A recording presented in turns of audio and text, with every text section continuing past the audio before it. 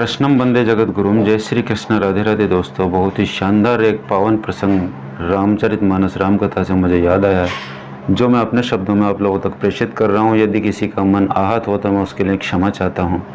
Video के अंत तक जाना नहीं भूलें। जो लोग चैनल पर पहली बार हैं आवश्यक रूप से उसे सब्सक्राइब करें। तो आइए शुरू करते हैं प्रसंग को।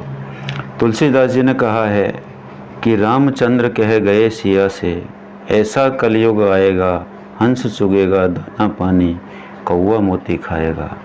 तो मित्रों, ये बहुअर्थी हैं, जिनका अर्थ लोगों ने अपने अपने मन के हिसाब से लगाया हुआ है। तो मैं अपने शब्दों में अपने भाव व्यक्त करना चाहता हूँ, आप लोगों तक प्रेषित करना चाहता हूँ। तो सुनिए कि श्री रामचंद्र जी जब सीता जी से बात कर रहे थे, उस समय कहते हैं कि सीते, इस प्रकार का कलयुग आने वाला है कि जहाँ या जिस समय पर हंस मोती नहीं चुगेगा, केवल कौवा ही मोती चुगेगा और हंस देखता हुआ रह जाएगा।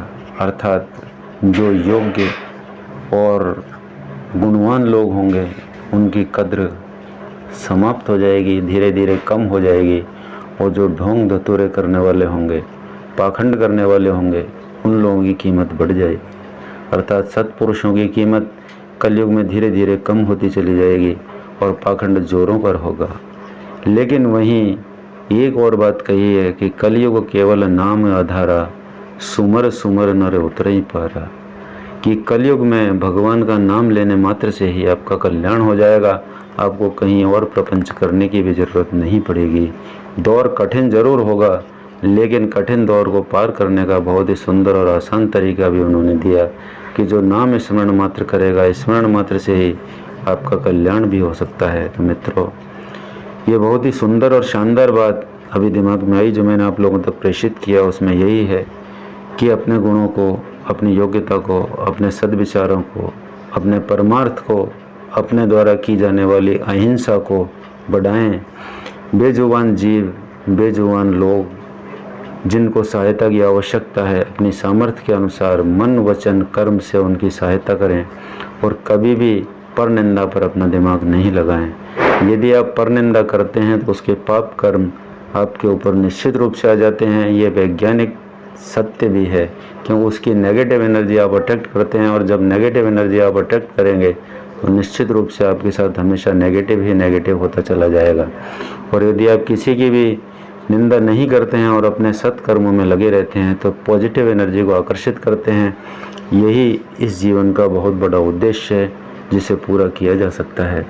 बहुत सारे महापुरुषों ने इसका सहारा लेकर अपने जीवन को सार्थक बनाया है। स्वामी विवेकानंद जी, जो कि 30 साल की उम्र में पृथ्वी को छोड़कर चले गए थे, लेकिन आज विश्व में उनका बहुत बड़ा नाम है, बहुत बड़ा उनका काम है और बहुत बड़ा मिशन उनके लिए काम कर रहा है, उनके विचारों को आगे बढ़ा रहा है।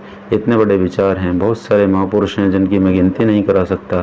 तो निश्चित रूप से महापुरुषों की जीवनियाँ भी अपने बच्चों को पढ़ाएं, जिससे उनमें भी सद्गुणों का, सदाचार का प्रसार हो और वो भी आपके आगे के लिए रास्ता प्रशस्त करें, जिससे संस्कार आगे की संतति में जाए। यदि संस्कार हमारी आगे की संतति में नहीं जा पाते हैं तो निश्चित रूप से हमारा आगे आने वाली जो पीढ़ी है वह पीढ़ी बिल्कुल बेकार हो जाएगी, क्योंकि पाश्चात्यकरण का प्रभाव इतना ज़्यादा हो रहा है कि संस्कारों का अभाव होता जा रहा है, जिसके दुष्परिणाम हमारे पारिवारिक जीवन पर, व्यक्तिगत जीवन पर निश्चित रूप से आहत कर रहे हैं और उन संबंधों को तोड़ने की कोशिश कर रहे हैं, क्योंकि आज परिवारों का विघटन बहुत तेज़ी से हो रहा है। तो इन सारी बातों को कहने का तात्पर्य यही है कि अपनी सभ्यता को, संस्कृति को बनाए रखें। नमस्कार, धन्यवाद।